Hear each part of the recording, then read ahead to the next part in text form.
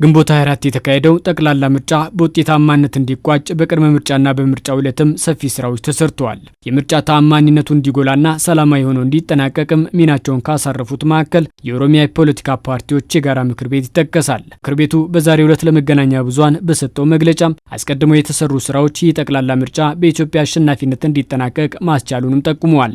በምርጫ ቅስቀሳ ዘመቻ ወቅት እና በምርጫው ዕለት ያጋጠሙ ችግሮችን በቅርበት ለመከታተል የሚፈታ የጋራ ምክር ቤቱ የሥራ አስፈጻሚ ግብረ ኃይል በማቋቋም ምርጫው ፍትሃዊ፣ ዲሞክራሲያዊና ሰላማዊ እንዲሆን ጥረት ሲያደርግ ቆይቷል። በዚህ መሰረት የተቋቋመው ግብረ ኃይል የሚቀርቡለትን ቅሬታዎችና ጥቆማዎችን በመቀበል በአፋጣኝ እርምጃ በመውሰድ የችግሩን ባለቤት በመለየት በሕግ የሚታየውን ለሕግ አካላት እንዲቀርቡ ተጠያቂ በማድረግ ለምርጫ ቦርድ መቅረብ ያለበትን ለምርጫ ቦርድ በማቅረብ እንዲሁም ቀላል ችግሮችን በምክርና በይቅርታ መታረም የሚችሉትን በማረም ምርጫው ሰላማዊ፣ ዲሞክራሲያዊና ፍትሃዊ እንዲሆን የጋራ ምክር ቤታችን ከፍተኛ ስራ ሲሰራ ቆይቷል።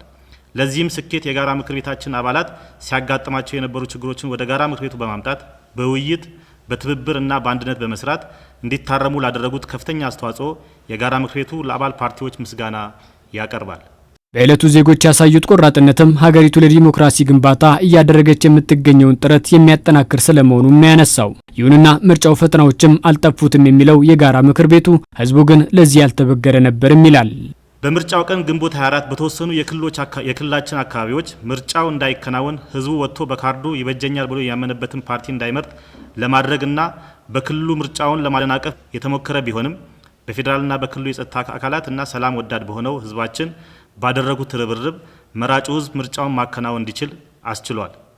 በዚህም የጋራ ምክር ቤታችን የምርጫ ሂደቱ ሰላማዊ፣ ፍትሃዊና ዲሞክራሲያዊ ሆኖ እንዲጠናቀቅ ሁሉም ፓርቲዎች፣ ብሔራዊ ምርጫ ቦርድ፣ የመንግስት ጸጥታ አካላትና መላው የክልላችን ህዝብ ለከፈሉት መስዋዕትነት የኦሮሚያ የፖለቲካ ፓርቲዎች የጋራ ምክር ቤት እውቅና የሚሰጥና እንዲሁም ከፍተኛ ምስጋና እናቀርባለን።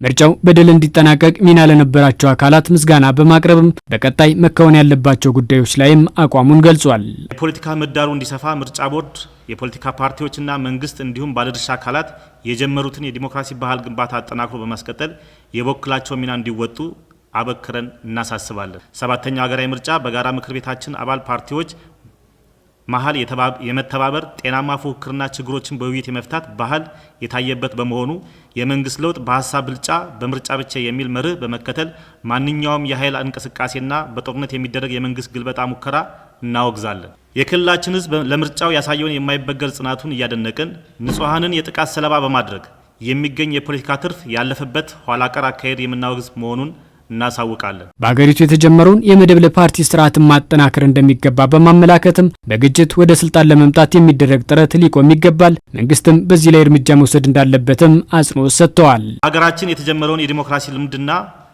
የመድብለ ፓርቲ ስርዓት አጠናክረን በሀገራችን ዲሞክራሲያዊ ባህል ግንባታ ዳብሮ በአንድነትና በትብብር የሀገራችን ሁለንተናዊ ለውጥ ለማሳካት በጋራ እንሰራለን። የጋራ ምክር ቤቱ ካሁን በኋላም ከዚህ ቀደምም ከተሰሩ ስራዎች በተሻለ ጠንክሮ የሚቀጥል እና በዲሞክራሲያዊ ስርዓት ግንባታ የመድብለ ፓርቲ ስርዓት መስፈን ብሔራዊ ጥቅምና ሀገራዊ አንድነትን ላይ በጋራ እንደሚሰራ ምክር ቤቱ በሙሉ ድምጽ መስማማቱን ለህዝባችን ለማዋቀሮቻችን እናሳስባለን። የጋራ ምክር ቤቱ በስሩ የሚገኙ ፓርቲዎችን በማሰባሰብ ለሀገራዊ እድገትና ለብሔራዊ ጥቅም በዘላቂነት የሚሰራ ስለመሆኑም በመግለጫው ተነስቷል።